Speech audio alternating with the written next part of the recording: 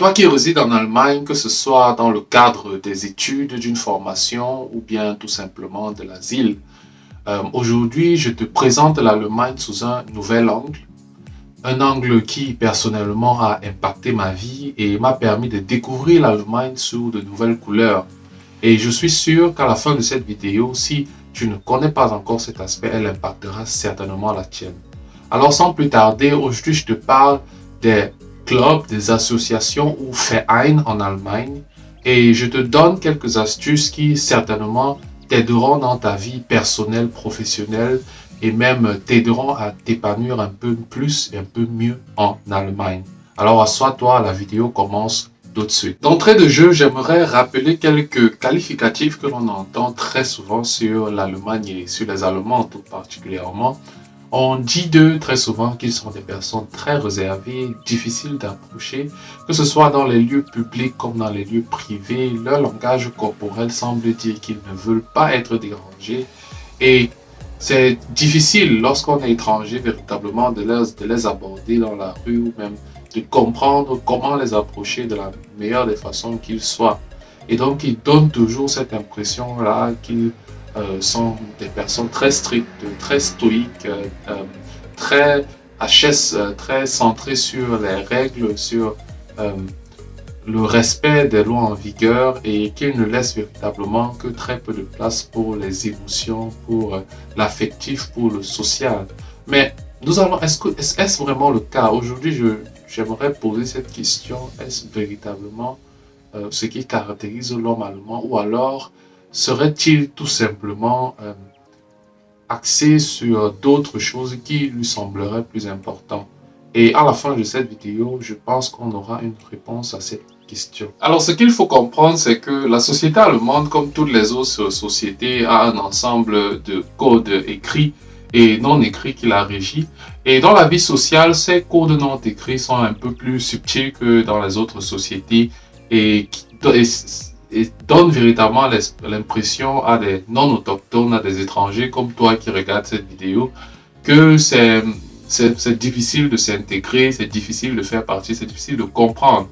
Et donc, ça peut être véritablement un challenge pour une personne qui vient d'arriver, de saisir, n'est-ce pas, ces codes non écrits, ces codes un peu plus subtils, mais qui sont définitivement identifiables. Lorsque j'arrive en Allemagne, je suis motivé par une envie certain, prononcée de comprendre mon environnement, de comprendre l'Allemagne dans toutes ses subtilités, de comprendre la culture, de comprendre les gens, vraiment de comprendre mon environnement et de m'intégrer de la meilleure façon qui soit.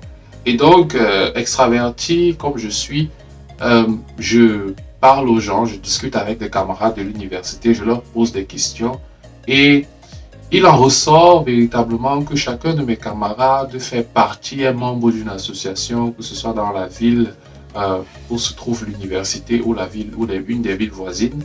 Mais ils ont ceci comme dénominateur commun, c'est qu'ils appartiennent tous à une association et ils y sont plus ou moins actifs.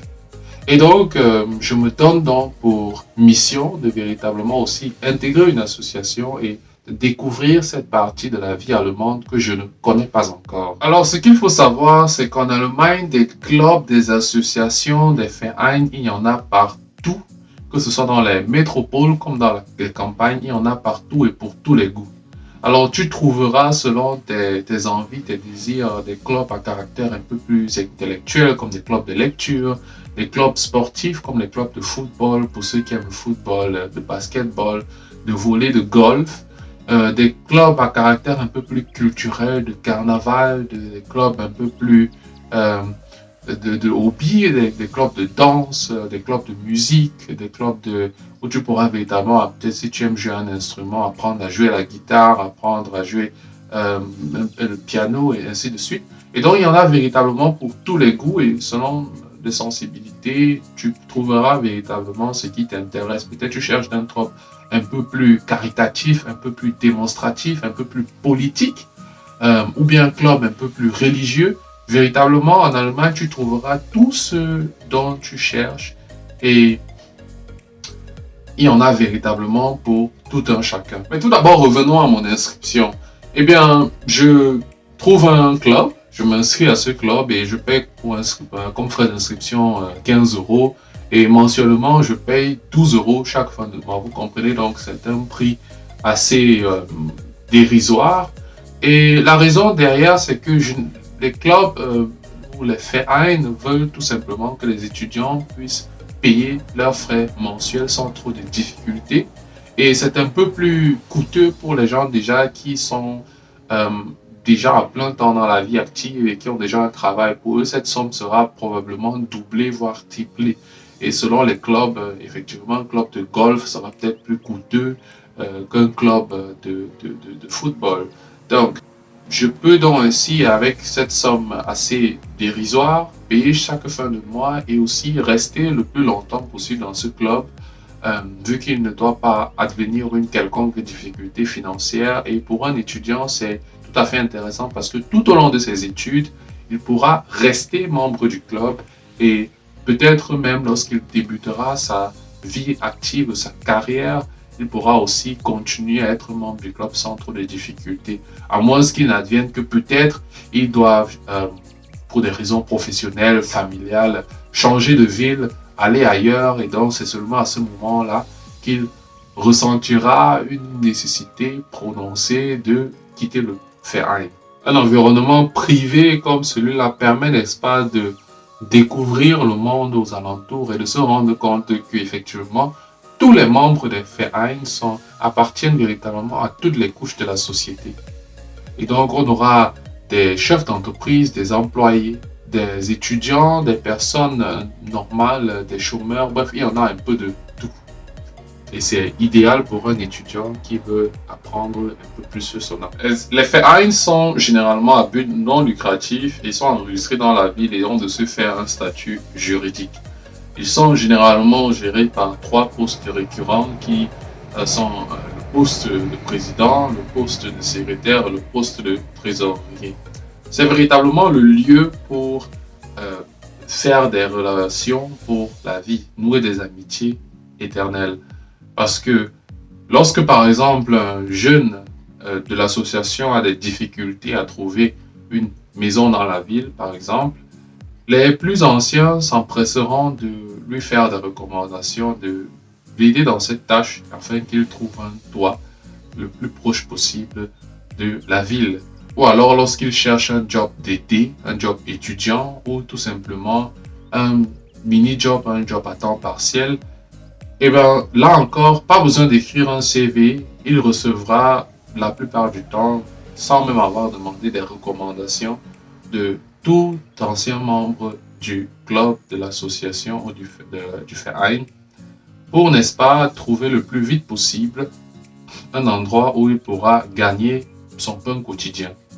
Et il se crée là donc un cercle vertueux entre les plus jeunes qui donneront de leur temps, de leur fougue, de leur énergie, de leurs nouvelles idées pour faire vivre l'association de la meilleure des manières qui sont, et ils seront épaulés par les plus jeunes qui donneront de leur carnet d'adresses, de leur expérience, de leurs finances pour que ces jeunes s'épanouissent le plus possible et puissent véritablement acquérir de nouvelles compétences dans le cadre de la vie active de l'association.